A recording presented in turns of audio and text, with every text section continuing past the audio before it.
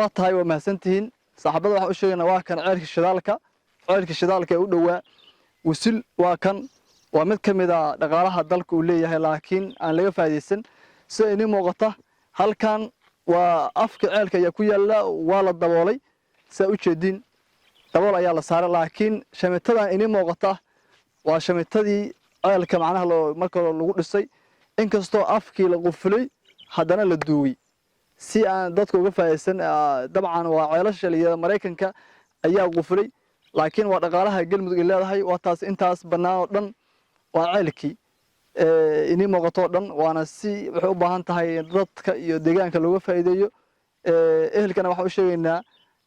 codsaday in la soo tuso waata meeshii saan u muuqata ceelkii halkaan ku yaala halkaan ku jira meelahan ay ceelkii afis ku duwan yahay waa meelaha dad shisheeye ay duugeen